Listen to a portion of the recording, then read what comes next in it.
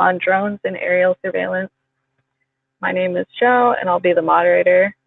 Today we'll be joined by Sam Richards and Essam Attia.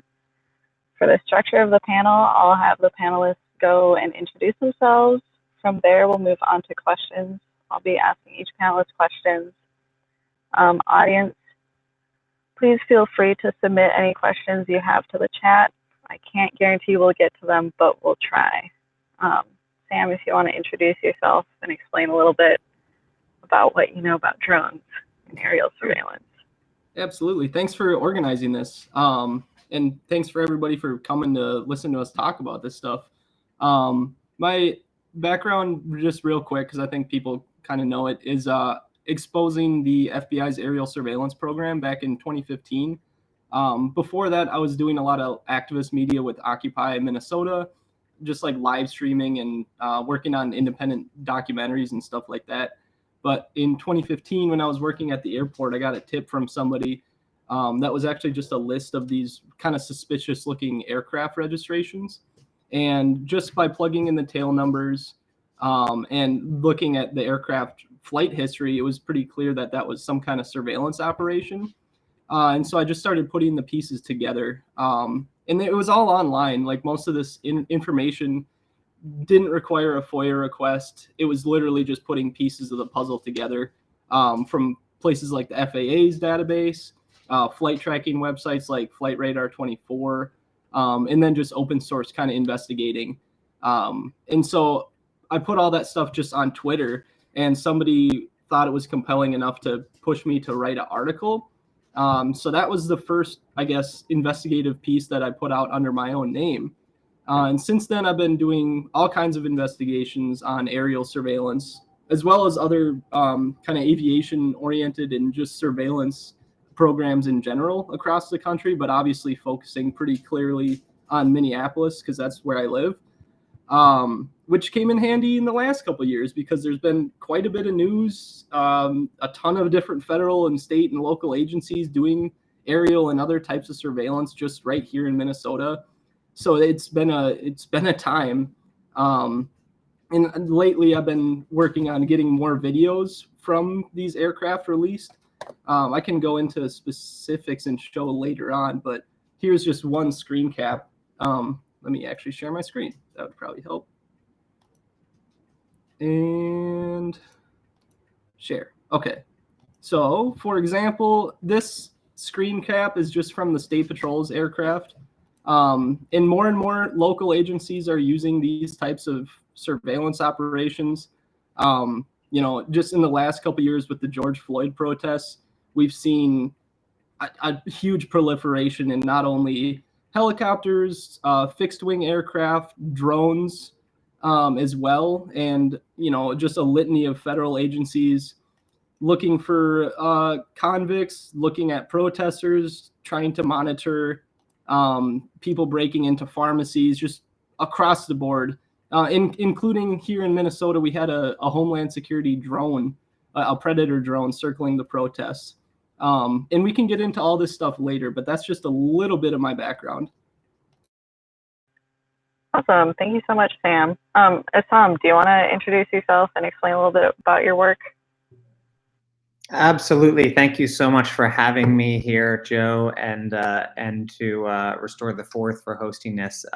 So my name is Essam Attia. I am an Army veteran. I served in the United States military for 3.5 years with 2 deployments to Iraq.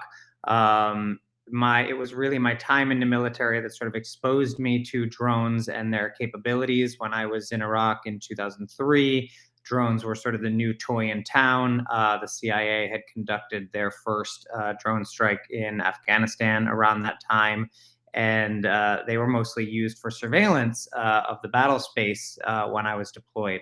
It was shortly after my reintegration into society here in the States when I discovered that that local police forces and the Customs and Border Patrol and FBI were acquiring and or tasking drones over U.S. skies. And the drones at the time that they were tasking were not little DJI quadcopters. They were, in fact, Predator drones that were being used in Iraq to for airstrikes. And this struck me as quite a problem. And as somebody who served in the military, and perhaps this is a bit egoic of some of us veterans, but there is still this sense of duty and this sort of commitment to American values. And I was studying in art school after my service in the Army. And upon graduation, I decided to embark on a sort of Banksy-esque street art campaign to try to raise awareness on drones and their potential implications and use in the United States. I'm going to share my screen now just to give some context to that work. So my contact information, so feel free to reach out if you have any questions after the fact. But oops. Oh, I'm at the end. That's why. Sorry about that.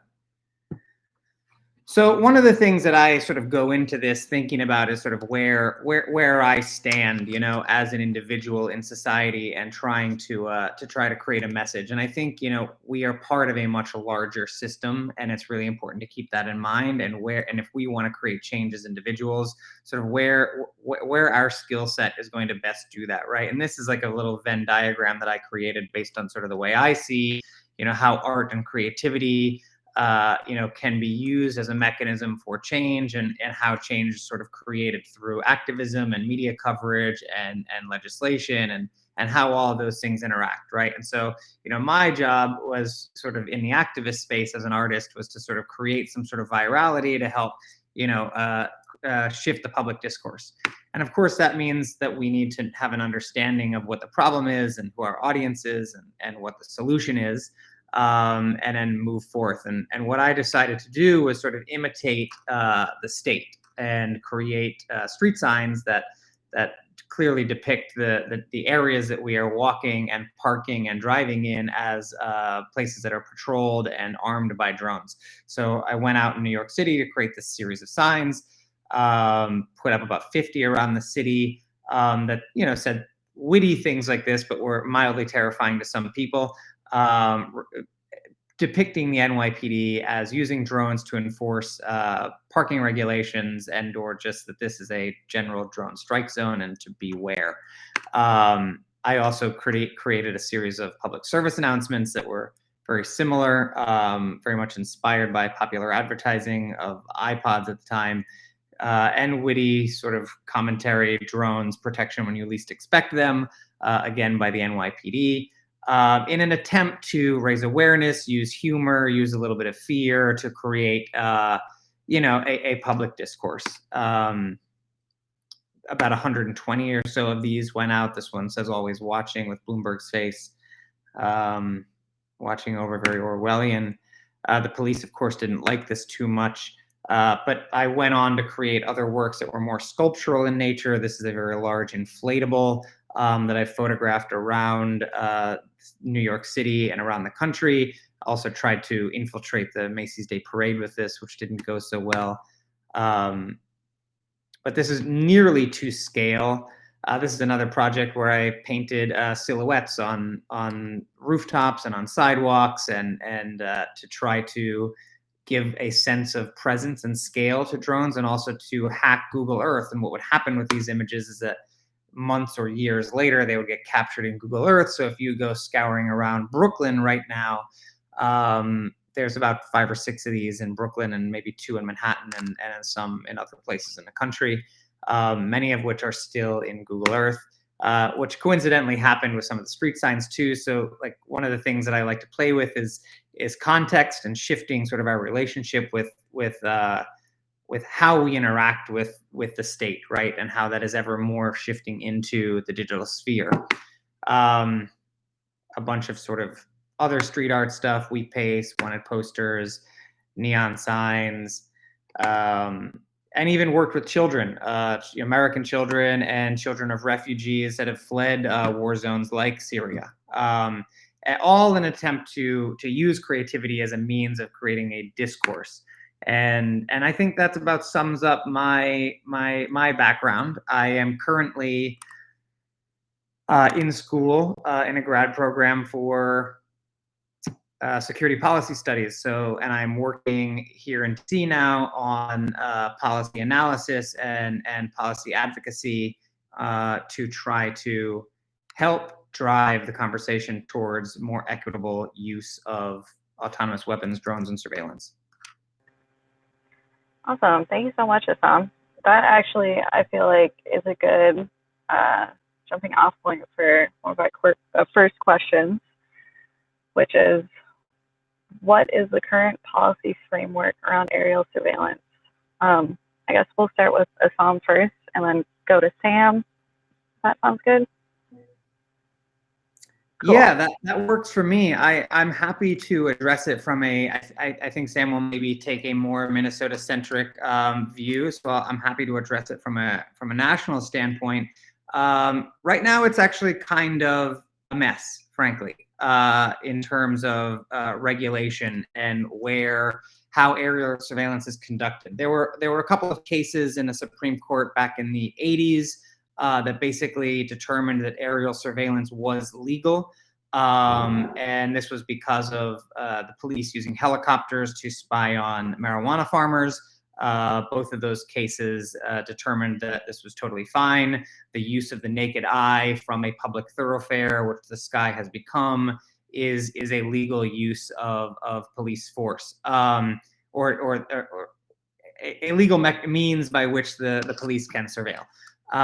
As drones have become more ubiquitous, because previously helicopters were fairly rare, not the average human being did not have access to them, and not all police forces had access to dozens of them. The policy landscape has changed dramatically, and as I understand it, there is still no clear federal law that regulates the surveillance by use of unmanned aerial vehicles. What I understand, though, is that the states all have very, very different legal frameworks around this. And just to give you some broad sweeping statistics, since 2013, I think 44 states have passed drone laws. The legislatures in those states have considered well over 300 pieces of legislation. And the types of regulation vary pretty dramatically. Minnesota, I believe, is one of the states that allows UAS operations by emergency management workers, but also prohibits UAS flying over like correctional facilities, mental health facilities, and any open air facilities like sports stadiums, but permits law enforcement agencies to operate UAS for specified purposes. Other states like Vermont, for instance, prohibit law enforcement from operating UAS while using facial recognition, except for purposes such as search and rescue and wildfires and floods and stuff like that.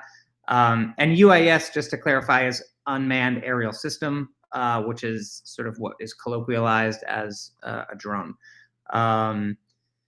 So Virginia, for instance, has empowered localities to regulate how drones are used on a very local level, right? So Virginia doesn't even have any state laws, or doesn't have many state laws, but is allowing counties and towns to regulate sort of where and when drones can be used. Yeah, so California, India, Tennessee, they do have some UAS-related privacy protections, but not many. Florida has deemed using drones in violation of someone's privacy is in fact prohibited. Arkansas has said it's illegal to commit video voyeurism or invade privacy with drones. But it's not uniform nationally. And some states leave it sort of wide open, and other states have fairly restrictive laws, right? So the regulatory framework is quite complex, and I think it's really a matter of citizens and activist groups like Restore the Fourth to really hone in on what's going on in your state and trying to make change in that state. The one thing that I will say that happened very recently on the national stage is that there was a case, Beautiful Struggle versus Baltimore Police Department, that is actually going to hopefully go to the Supreme Court and hopefully ban the use of persistent surveillance systems. Persistent surveillance systems are aerial surveillance that is able to capture the entire city simultaneously. This would allow a drone like the Global Hawk drone that has a very long fly time and a very high flight altitude to circle around a city and use very advanced optics and camera sensors to take in high definition streaming footage of an entire city simultaneously, and then allow police officers and or the federal government to go back in time and follow someone's movements back in time to see where they came from, where they went, and basically do this across an entire metropolitan area. This is finally seeing some legal challenges because this is something that some companies have been trying to sell to police departments. And it just received its first major defeat, which is positive for Fourth Amendment activists, I believe. Sam, I don't know if you have anything to add to that.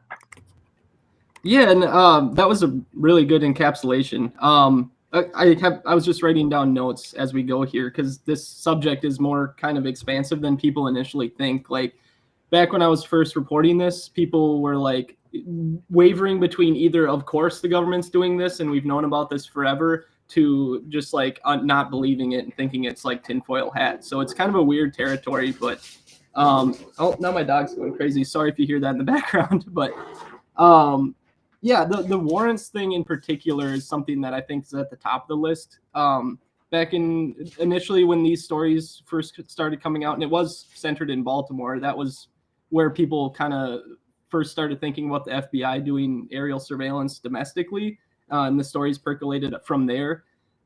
So there was a push in the summer of 2015 to require warrants for any kind of federal aerial surveillance. And there was, people thought it was going to pass because of how shocking the news was, but it just kind of petered out and failed. So on the national front, these laws definitely need a severe updating. The Supreme Court case, I believe, was Kylo versus the United States that set the precedent. And part of that case was that the guy was growing marijuana, or they suspected he was growing marijuana in a barn. And the reason that they were able to use a helicopter, they didn't have binoculars, they were just looking. They were visually looking from like 400 feet into his barn because there was a hole in the ceiling. And so from that is where the whole, you don't have an expectation of privacy if an aircraft can go through a navigable airspace. And that set the precedent that allowed like the DEA, FBI to do open air surveillance because you're in public. So how can you have an expectation of privacy? But the problem is that now, 40 whatever years later, that applies to thermal imaging as well. So these are severely antiquated rules that need a serious and like a good faith discussion around, because privacy is fundamental to every other right. If you are afraid that you could be in some kind of database or have your movements logged because you're going to participate in a protest that partially, like Black Lives Matter, that questions the authority of the state, then you might decide that you don't want to take that risk and you're just going to stay inside and let other people do it. And with persistent surveillance systems, it's even worse because that, like was said before, they're recording a 32 square mile area and then saving that so that even people that aren't suspected of crimes, they're being logged, their movements could be under scrutiny. You could be driving to and from an abortion clinic. You could be an undocumented worker. And then, people are being deported from courthouses that are undocumented. So there's already that chilling factor of you're an active member of the working class. You just want a better life. Your kids could be citizens, but you show up in court and you might be deported. So you don't report a crime. The same thing, this surveillance is all full of chilling effects. Mission creep is huge. It becomes, initially it'll be like a terrorism related thing. So all these new authorities are just kind of grandfathered in. And then years later, you find out that, they're using drones for parking enforcement, or your data is being used for something unrelated to the government whatsoever. And specifically with drones, let me screen share here. drones in Minnesota. The law is really wacky, and I can talk about the lobbying that took place in a second here, but just for example, so that there are transparency requirements, like here's every single county sheriff's department using the reasons that they use drones. And so you can see, unless I just scroll past it. All right, so agency type and total use without a search warrant. This is from 2020. So sheriff's department's 46, police department's 42, other including DNR, state patrol, metro transit 5. Total uses without a search warrant 1,171 for 1 year. And then they have a category code. Here we go. So agency data submissions number 8. This is the reason code for the drone flight. Over a public area for officer training or public relations purposes. So that's number 8. Go down to Hennepin County. And I must have been looking at it weird, but they had 3 in that category and then 5 in category 1. And that's the emergency situation exemption.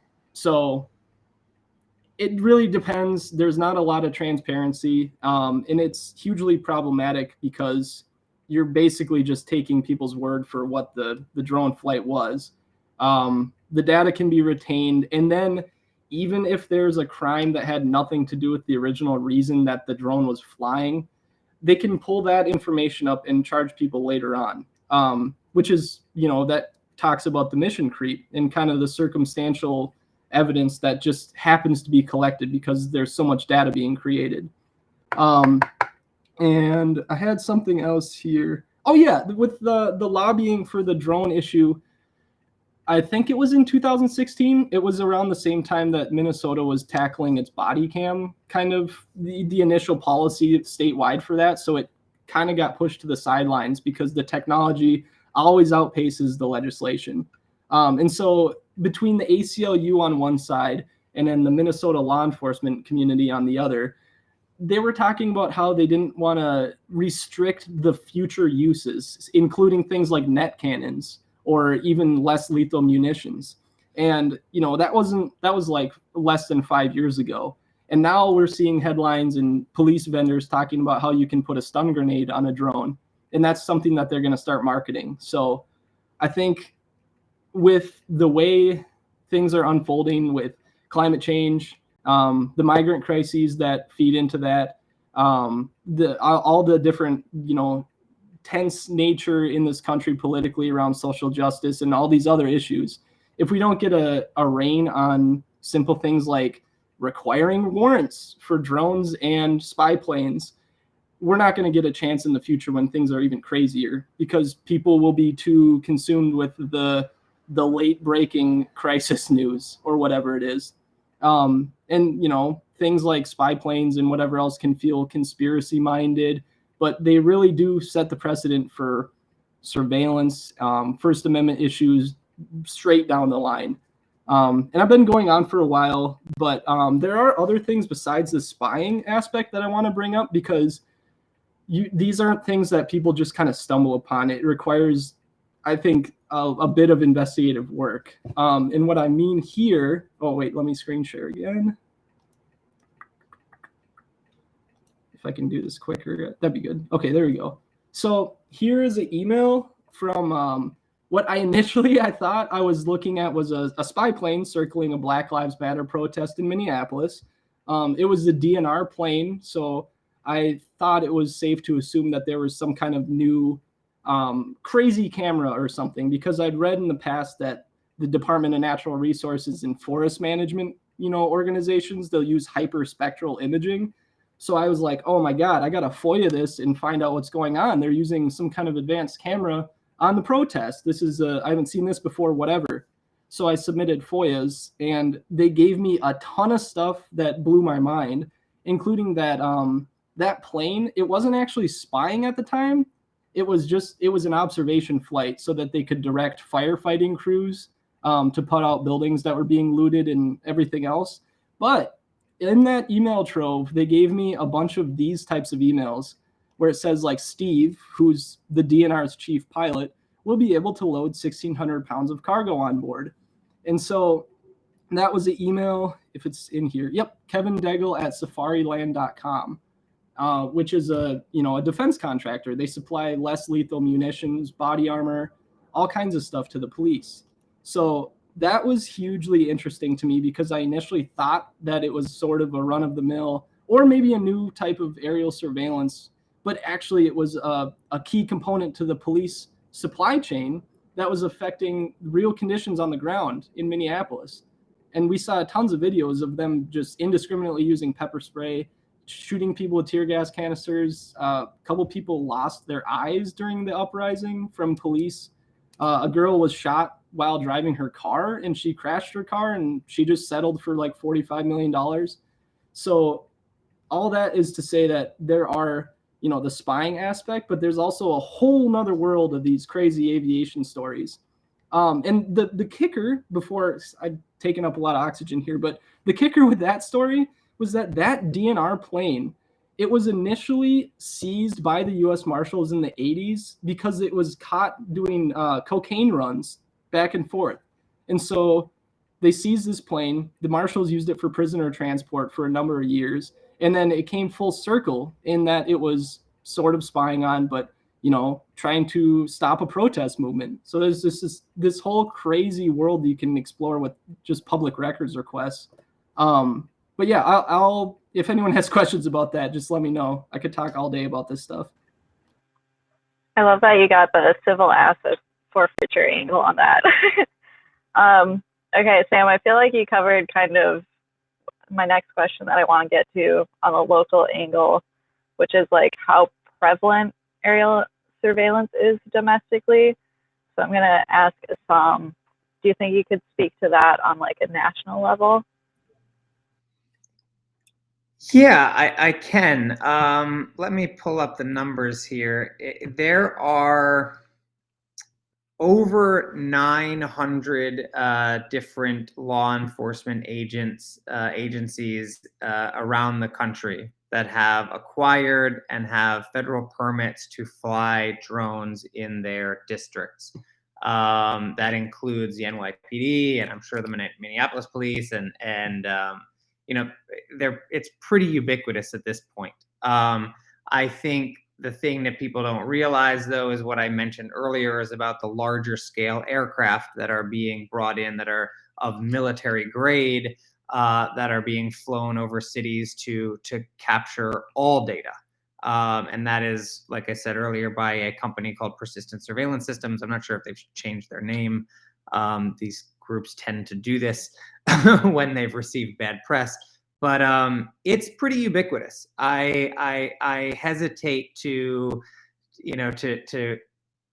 project much optimism, frankly, because in 2011, when I started this work, it was really only one or two police agencies. It was something that I thought the activist movement could and the general public could curtail. But at this juncture, it's pretty much everywhere. And the use of sort of unmanned systems has also proliferated into other robotic systems, right? Like the NYPD, for a very brief period of time, they got rid of it because of public backlash, but they had a Boston Dynamics robotic dog that they were using very briefly as well. So, I think we're entering an age where we are going to have to very seriously consider, like Sam pointed out earlier, these very antiquated federal regulations on the use of technology in policing operations and in surveillance operations, because right now the laws are far behind, and we essentially have very little Fourth Amendment rights at the moment. I don't know if that answered your question, but it's certainly not rosy as far as I'm concerned. Yeah, totally. You mentioned that the laws need to be updated because they're quite antiquated now. And I want to use that to kind of shift into talking about emerging technologies like artificial intelligence and autonomous drones. What particular challenges do you foresee with those two technologies? I guess I'll have Essam answer this and then Sam. Sam, do you want to go first? I can take it, but if you want to speak, you're more than welcome. Sure. There's been a lot written about automation and that kind of thing. So I'll try and talk about stuff that I've seen that hasn't got a lot of coverage.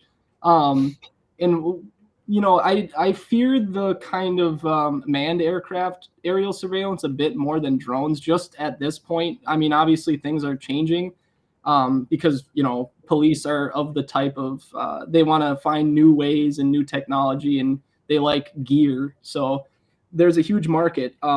It's going to be billions and billions of dollars in the not too distant future. According to Persistent Surveillance Systems themselves, they had a marketing slide that it showed, just like a pyramid of like, these are the federal vendors. It goes down like that. And then at the bottom, it had like local police was just a huge chunk of their market share that they're seeking. And so one of the things that I noticed was that they're talking about developing technology so that you can have an aircraft that is a manned aircraft that operates as if it's a drone, and even networking multiple aircraft together. So you could have, persistent surveillance systems could just get rid of pilots altogether. And that brings in a whole bunch of other questions. But that's an area I'm worried about with the sort of growth of like command and control networks. So you can link a mesh network basically of aircraft in the sky feeding down to a fusion center or like a mobile command truck or something like that. But also drone swarms, being able to just release 10 drones or something at one time and have them work together autonomously. That's going to be an issue going forward as well. But yeah, those are some of the main things that I've kind of been paying attention to that aren't getting a lot of press. There's a company called Aurora Flight Systems, and I think it's a Boeing subsidiary, but they already have these aircraft flying around and they're doing lots of testing. They're being really hush-hush about it too. I think that's out in Maryland is where I saw those aircraft flying around, but they're already airborne. And that gives police a lot of money savings potential if you don't have to pay for a pilot. Because like small aircraft, obviously fuel in flight time is a huge cost barrier for some departments. But if you can get rid of the pilot, that saves a lot of money. And yeah, just over reliance on this stuff in general and how it kind of just slides into the police investigative process without too much scrutiny or much of a national conversation about it whatsoever. But yeah, that I went on longer than I wanted to, so take it away. Yes, sorry about that. Yeah, so thank you, Sam, and thank you for the question, Joe. I think the issue with artificial intelligence is that it is inevitable that artificial intelligence is going to be a key component to how unmanned aerial and/or ground systems are used. Right? They lend themselves perfectly to this because they're remotely piloted. They are already sort of armed, if you will, with very advanced computer technology. So they have the processing power to make decisions on their own. And in fact, most robots at this juncture are doing a lot of decision making on their own. It's not like a remote control car, like an old school remote control car from our childhood.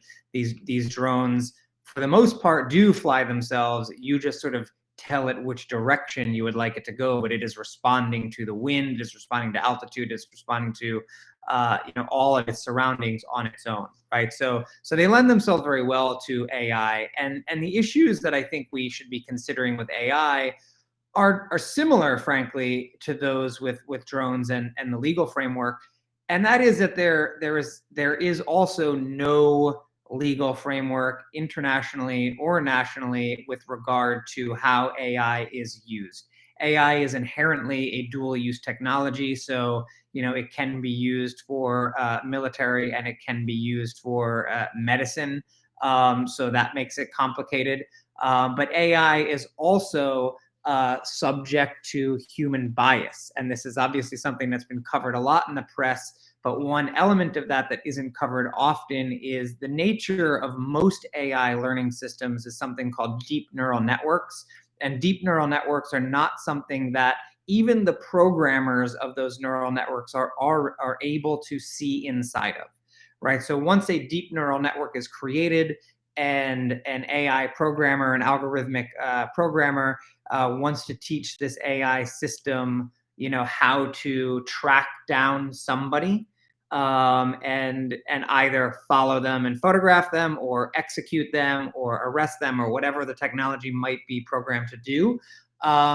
If for whatever reason that AI software screws up, does not do what the human operator wants it to do, there is no way to go back and analyze why it made that mistake. And this is an inherent issue with deep neural networks, because they create these layers of data processing that almost infinitely reproduce algorithmic problems to come up with the most likely answer, right? And I'm not a computer scientist, so that's about as well as I can explain it. But what I do know is that the researchers don't know how to reverse engineer the decision making. So that is hugely problematic with regard to due process of law. At least I believe, like if we are going to use AI, which there are courts that are using AI to determine whether or not a defendant should be given the opportunity for bail or kept in prison, we're not able to reverse engineer why it's making that decision. We know what the input data is, we know what the output data is, but we don't know what's going on inside, which is complicated. The other major issue with AI, especially with regard to surveillance, and this is going to be everything, right? This is Tesla self-driving cars. This is going to be drones when it comes to tracking and targeting people, or aerial surveillance, or ground robotic surveillance, is how easily deep neural networks are able to be fooled with what have been called fooling images. Images that may look like absolutely nothing to the human eye can trigger a response in the artificial intelligence. So people have been able to hack street signs by adding stickers in certain shapes on a stop sign that fools a Tesla self-driving car, and so it no longer knows, what that sign means, which is, as far as I'm concerned, hugely problematic. And then when that comes down to how we surveil people, it's going to be very easy to manipulate cameras with augmenting our surroundings, or our face, or our clothing, to fool the camera into thinking you are or aren't somebody. The other major problem with that is it's very easy, if a sophisticated adversary were able to hack a learning database and inject a bunch of these fooling images into a learning database that the human eye isn't able to pick up because it looks like noise, and we're not able to necessarily discern what's in that image or not. And we also, as a human operator, we're not able to, as an individual, sift through the many tens of millions of images and or data sets that go into these training databases. So it's very easy to lose control of what's in that database. We can, an adversary can reprogram an AI to, instead of track person X, track person Y. And or instead of just watch and track person X, track, target, and kill person Y, right? So these the susceptibility to artificial intelligence, to malevolent actors, I think is something we should be closely paying attention to. And as it pertains to aerial surveillance, it's going to directly affect aerial surveillance, because within our lifetimes, 100%, I can almost guarantee you, all of these systems that are currently, manned by remote control will be unmanned and autonomous.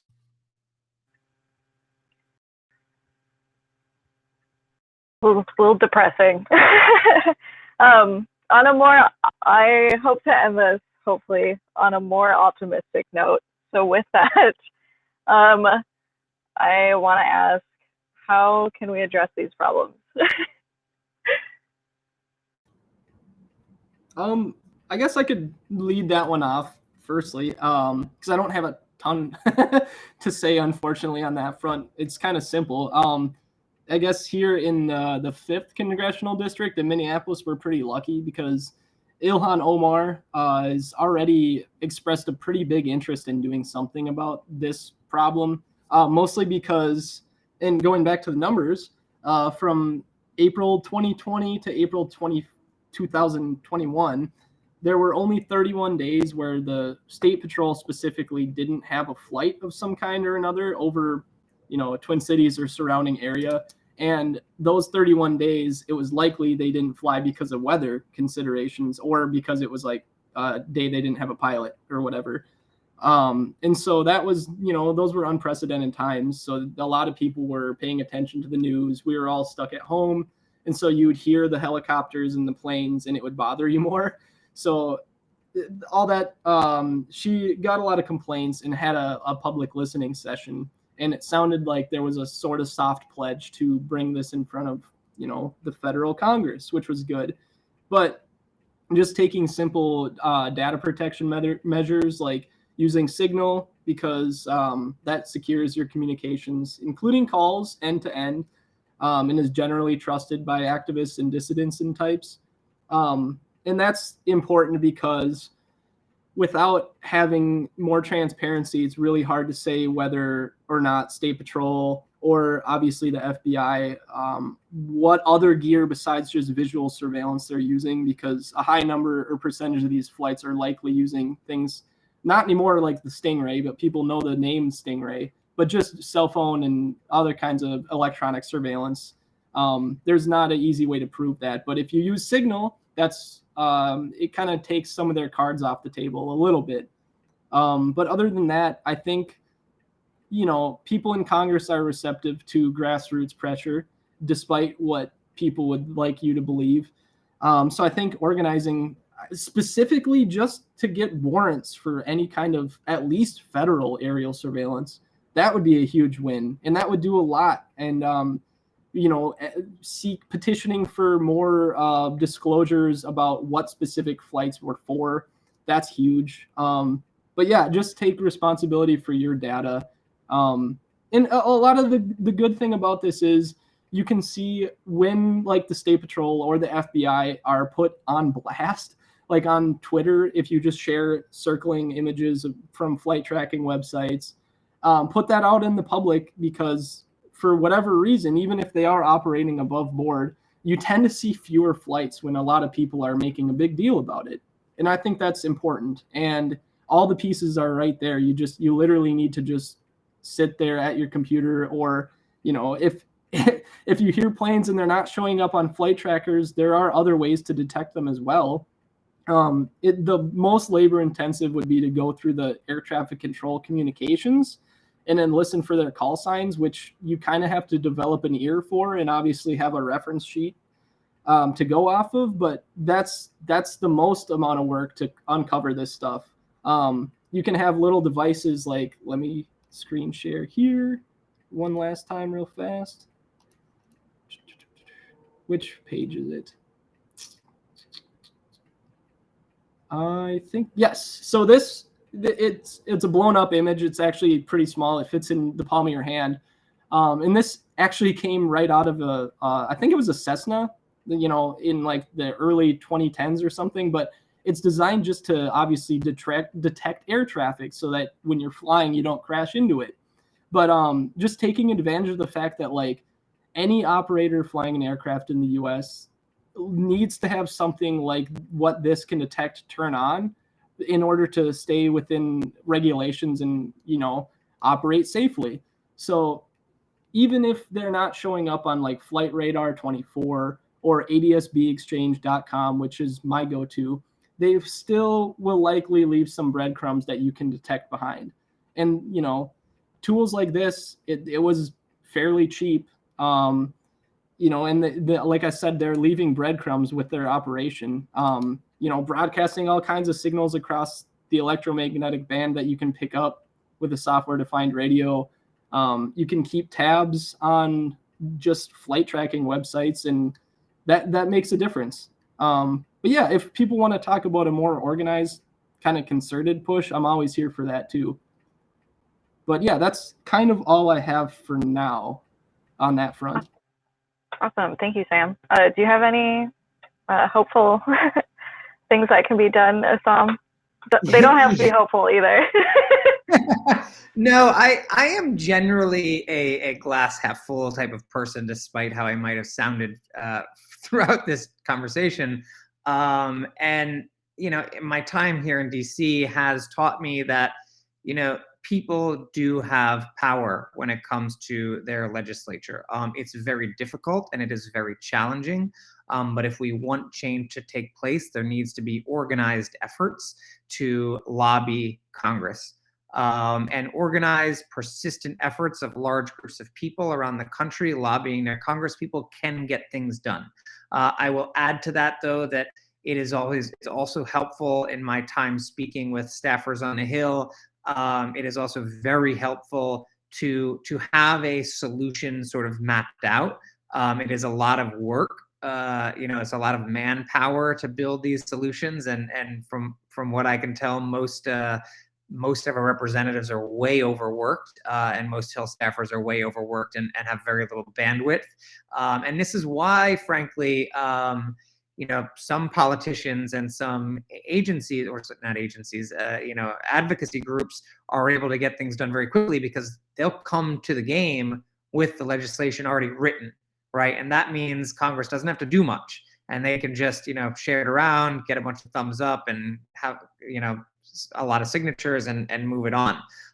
Whereas if you're building something from scratch with everybody's consent, it takes a much longer and is much more difficult to push through. I will also say that I think it's imperative that people organize at a very local level. Like as I've already discussed, the laws in every state are very different, and in some states the laws by community are very different. So if you're able to push your city to create a policy, and then through your city push your state to create a policy, that gives federal lawmakers something to lean on, right? Something that is demonstrated to work, and that they can then push and use to sell any sort of federal legislation. And lastly, I would say that I think legal action is also something that probably should be considered. Great activists and great, I mean, we're seeing this with abortion rights, and we don't need to go down that road, but there are very savvy anti-abortion lawyers that are finding very clear ways to challenge the abortion law in court, and it seems to be holding. And more cases are coming. I think one is being discussed today, actually. In the Supreme Court.